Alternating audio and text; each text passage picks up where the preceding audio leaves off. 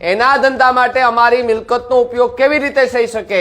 વીજ પોલ દીઠ ઓછામાં ઓછા 2 કરોડ રૂપિયા માર્કેટ ભાવના 4 ગણું વળતર આપો તેવી માંગ છે।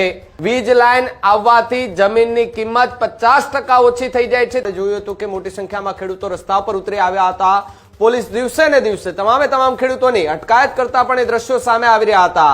એ જ રીતે હવે સુરેન્દ્રનગરમાં પણ વિરોધ જોવા મળી રહ્યો છે। ત્યારે મૂડી તાલુકાના કડમાદ ગામે ખેડૂત સભા જે છે તે યોજાય છે। તો કિસાન સંઘર્ષ સમિતિ દ્વારા ખેડૂત સભાનું આયોજન કરવામાં આવ્યું।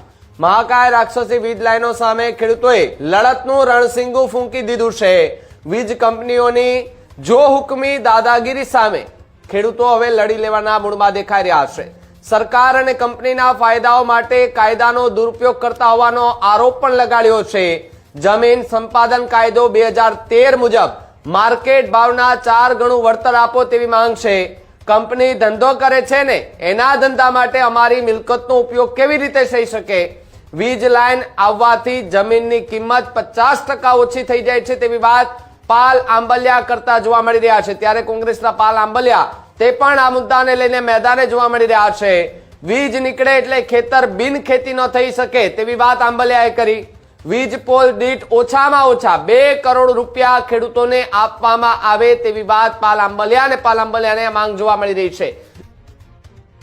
આજે કડમાદ ગામે જે 800 કેવીની લાઈન પાવર ગ્રીડની નીકળે છે એના માટે કડમાદ ગામ અને આસપાસના ગામના ખેડૂતો, એવી જ રીતે અમે અગાઉ જે 765 કેવીની લાઈનો મોરબી જિલ્લામાંથી નીકળે છે, માળિયા હોય, મોરબી હોય, આ બાજુ જામનગર હોય, બધાય અત્યારે પહેલો અમારો પ્રયત્ન એ છે કે આના 1885 ટેલિગ્રાફ એક્ટ શું છે, 2003નો ઇલેક્ટ્રિસિટી એક્ટ શું છે, 2013નો જમીન સંપાદનનો કાયદો શું છે, 2017 થી 2025 સુધીના રાજ્ય સરકારના પરિપત્રો શું છે, કેન્દ્ર સરકારની આ બાબતની એસઓપી શું છે, રાજસ્થાન સરકારે હમણાં જ જે તાજેતરમાં નવી એસઓપી આપી છે એ શું છે, આમાં કેરેલા સરકારનો કેરેલા હાઈકોર્ટનો હુકમ શું છે, આ બધી જ બાબતોને લઈ અને ખેડૂતોમાં નાની મોટી માહિતી આવે, ખેડૂતો સંગઠિત થાય અને જે રીતે દક્ષિણ ગુજરાતની અંદર ગુજરાત ખેડૂત સમાજ, ગુજરાત કિસાન સંઘર્ષ સમિતિએ જે લડાઈ કરી અને ત્યાં 74 લાખ રૂપિયાથી લઈ અને 1 કરોડ 74 લાખ રૂપિયા સુધી